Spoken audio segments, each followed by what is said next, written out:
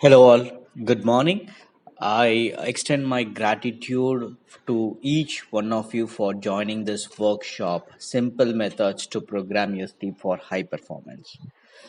Today is day one, and we are going to see about the topic on nature and science related to sleep.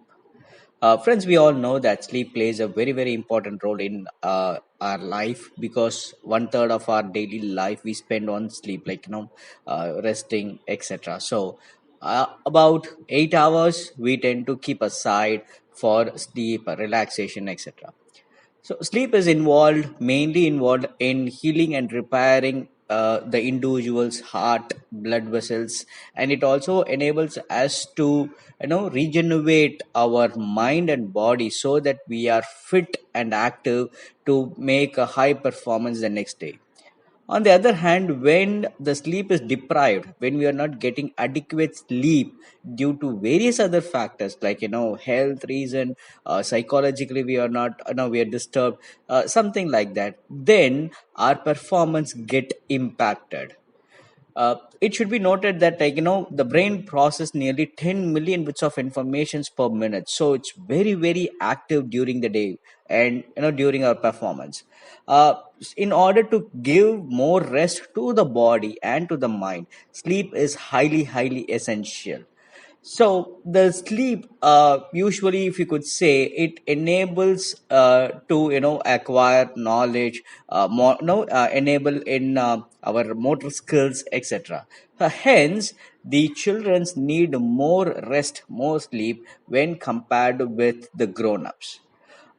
There are four major stages of sleep. I classified into five. So in order to give a deep detail, the first stage is usually drowsy. So when we go into this sleep mode, we made our bed, we're going to lie down, and we're just going into the process of sleeping. The transition from the wakefulness to the sleep, the first 5 to 10 minutes, usually it's called as drowsy. People, somebody who will be awake. I'm not talking about that, like when you just close your eyes, you're about to get into sleep. The first stage is called as drowsy, and then it goes into a bit of light sleep where the light waves are very less, so it takes nearly 20 minutes after you're drowsy. Then we go into the moderate sleep, where actually goes into deep sleep, where our brain waves are in delta. I have posted a video on brain waves, etc. You can just watch that one. So deep, information about delta brain waves. And then we go then into a deep sleep where our muscles becomes more relaxed. The body, may have a temporary or involuntary movement. Unknowingly we move our hands, our legs, our body postures, etc., etc. So that is where people go into a deep sleep, and in that particular sleep there will be a daydreaming, etc. And the last is the REM, which is like rapid eye movement, usually happens after 90 days, and it enables to consolidate the memory from the short term memory to the long term memory. So it's very essential that we hit this REM sleep. But most of the adults actually will not get into this REM sleep because of a lot of other tension, etc. So we tend to wake up with a small sound or with the lights on, etc. So most of us are not able to get this REM sleep, and that's the reason the calories are not burnt. We are having a lot amount of psychological issues.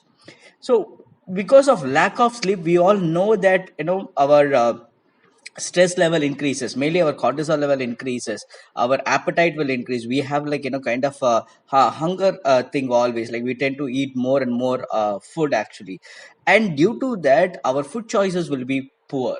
For example, like in order to stay, since we woke up, we wanted to have a cup of coffee. From one cup of coffee to one second cup, third cup, etc. Our choices become very poor. Sometimes we carve for sugary food items, like kind of donuts or chocolates, something like that. So instead of choosing, our mind does not want to go into a healthy food habit, rather it wants to carve for some fast food, etc., so that it becomes more active, and it disturbs entire thing. So this is where our sleep gets deprived. So it's not only affecting our mind body, but also our health is getting deteriorated. In one of the research did by Uppsala University, they found like a person who goes one night without a sleep linked to kind of epigenome alteration. Mean to say like the chemical compounds in the body is getting impacted. Also, other researchers in US and other leading universities saying that skipping the sleep will lower our proactive antioxidant. So we naturally have some antioxidants which will fight the harmful viruses, but due to lack of sleep, this gets impacted. So all these things, the lack of sleep, etc., impacts our body and health. So we know this, but I just wanted to reiterate again and again.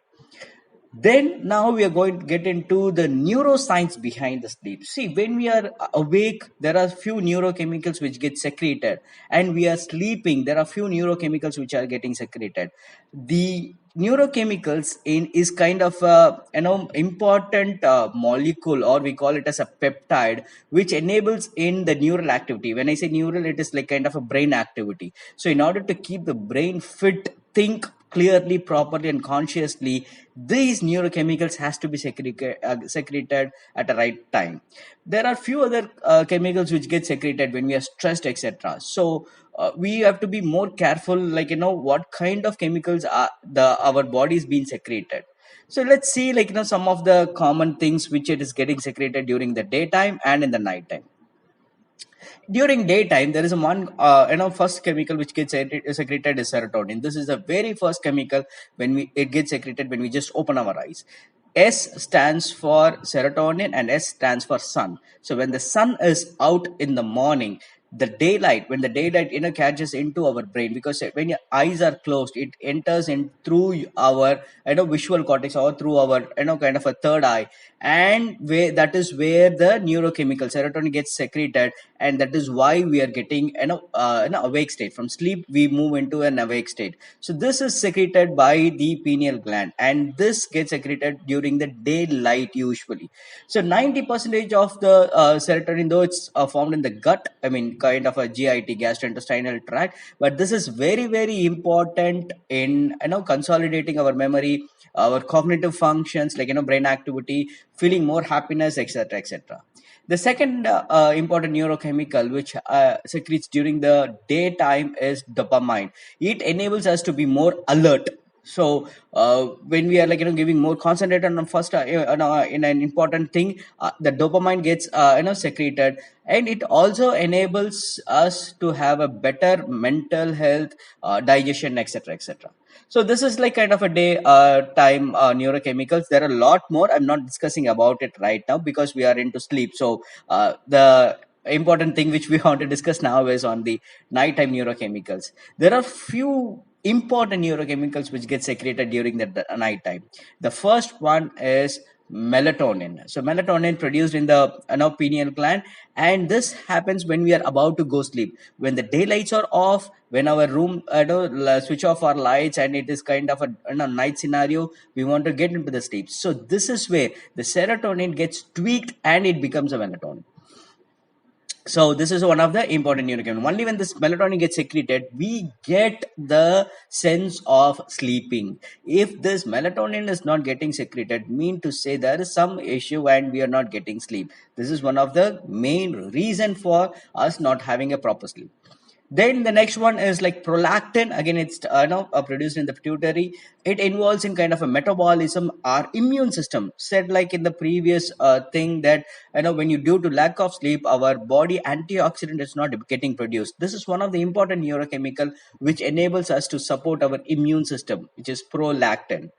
The next one is like oxytocin, which is produced in the hypothalamus. It gets like happens during kind of effective sleep, when deep sleep or a REM sleep. This is where our social behavior getting consolidated, our growth hormones are being monitored, etc., etc. So there is another neurochemical growth hormones which is again happens in pituitary. Stage 4 sleep, I said, like kind of a deep sleep or REM sleep, and this is responsible for regenerating regrowth and tissue repair. So if there is any other body issues, this growth hormones get secreted during our deep sleep and REM sleep, and this is responsible. The body has its own intelligence to, what do you say, identify the issues in our health and taking proactive actions to overcome that particular issue. So only through sleep we get, secretes these issues, and then we enable to relax, regenerate, and be more active the next day, so that our performance is very very high. One important point which I wanted to note here is that if our sleep is deprived, what happens is that testosterone levels in our body gets increased by nearly 10 years. Mean to say, like, I'm 45, and if my sleep is getting deprived continuously, not just one single day but continuously, I'm not getting proper sleep, I'm not relaxed, I'm getting kind of a stressed, etc., then my stress level, because of that, the testosterone level will get increased. So my age, instead of looking as 45, I look very aged and look like 55. This is very true, and it impacts our aging and physical problems. So if our sleep is balanced, then we will look more younger. So it's not just like on the physical appearance, but also internally our, bones, muscles, etc., will be more stronger if our sleep is proper and we are getting adequate rest. Now comes a very very important question: how much sleep is needed? Some people say, like, 8 hours, some people say 6 hours, etc., etc. But so how much hours of sleep is really really needed for what? I'll give a small example. I follow my acupuncture master. Is This gentleman sleeps only for 2 hours or even lesser every day. I'm seeing him for more than 5 6 years. He sleeps only 2 hours per day because he has a lot of appointments. He sees a lot of amount of patients. Plus, he also takes a lot of classes. His students, move from India, US, UK, Philippines, etc., etc. So he is always busy. Plus, he also posts in Facebook, etc. So he's really really busy. He just sleeps only for 2 hours, because I've seen him during seminars, etc. He sleeps 2 hours or less than 2 hours on every single day. I note him.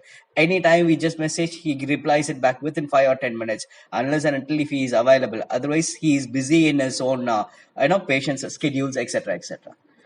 Whereas in my previous organization, there was one manager who sleeps for 10 hours.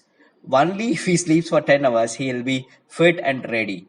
But both of them perform to their very best their next day. So I've seen people, like, have 2 hours of sleep, 3 hours of sleep, 6 hours, 8 hours, etc., etc. So, how much sleep is needed for an individual? It is a very straightforward answer. It is a simple answer. Thing is that it depends upon each individual's circadian rhythm. So circadian rhythm is like kind of a, awake and sleep cycle. So it happens every kind of 18 20 hours or so, because depending upon our sleep cycle. So the moment we wake up and then we go into sleep, that is a circadian cycle. So each one has its own circadian cycle. So I said my acupuncture master sleeps only for 2 hours. That is a circadian system. Whereas my ex-manager sleeps for 10 hours. That is a circadian rhythm. So it is for each individual. Now, how to understand that? So when you sleep and when you wake up, if you feel energetic, if you feel that you can perform better, then it is your circadian rhythm. So how much amount of sleep you have, that's very important. So usually people keep alarm clock to wake up, right? No, just hold on. Sleep for 2 3 days. See how much sleeps you are getting. You're sleeping for 4 hours. You are fit. Then okay, fine. That's your circadian system. And 4 hours of sleep is good. But if you even sleep for 4 hours, but if you feel that kind of a heaviness in your head, you're not performing good. You're getting irritated, etc. Then it is not for you. You have to sleep sometime more.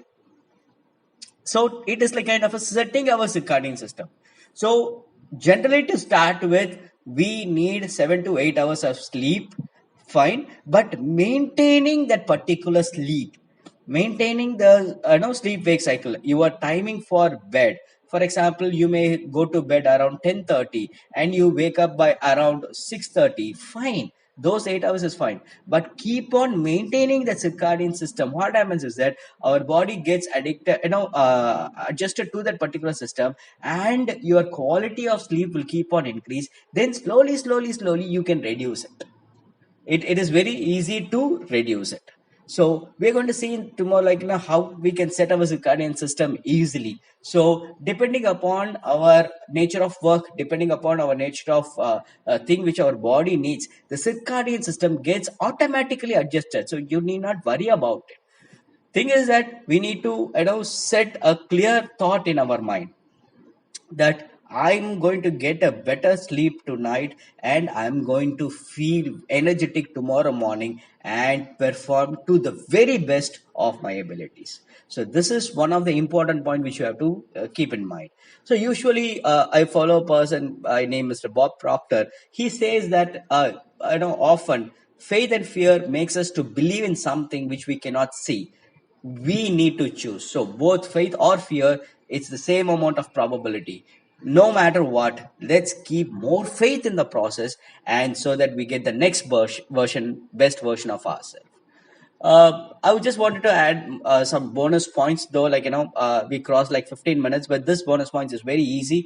I'll share the notes as well into the WhatsApp group so that you can just go through it quickly and also have a go through of this video. So when you wake up, I know first after completing your nature calls, etc., sit aside at least 15 to 20 minutes, do some daily routines. Maybe it can be a kind of a pranayama if you want to do yoga, or just close your eyes if you want to manifest anything your desires, kind of auto suggestions, affirmations. If you want to write some law of attraction notes, gratitude notes, fine, please do it. So this thing will enable you to have a positive thoughts at the first thing in the morning. So keep on doing this, will have your brain waves more active and it will be more positive. Since we are wake up and we are still in the alpha kind of a brain wave, you whatever you put into the subconscious mind, it gets accepted. So that's the reason morning routine is very, very essential.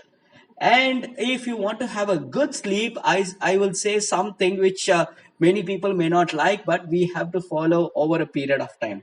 First of all, if you're a coffee or a tea lover, please stop drinking coffee or tea just before 8 hours of sleep. So if you want to go to sleep at around say 10:30, then you should have stopped drinking your coffee or tea before 2:30 in the afternoon. So evening coffee should get cut or evening tea should get cut. So it kind of a bit difficult at the start, but just try it slowly. Why? Because the toxic content, the caffeine content, which is present in coffee or tea, what happens is that it still be available in our brain for more than like kind of a 50%.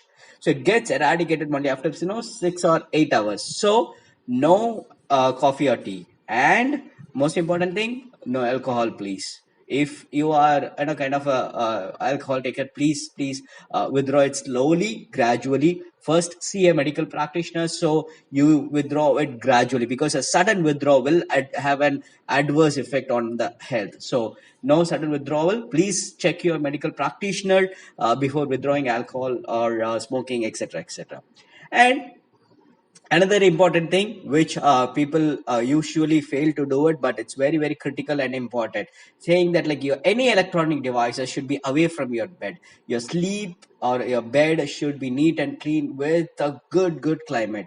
So the radiations coming from the televisions or your mobile phone networks should be away. So keep your mobile phone at least some 10 or 20 feet away from you, so it's not there inside your bedroom, or at least away much in a far distance. So 3 hours before sleep, you switch off all your mobile phone, in the sense like don't browse your social networking thing or watch televisions, etc.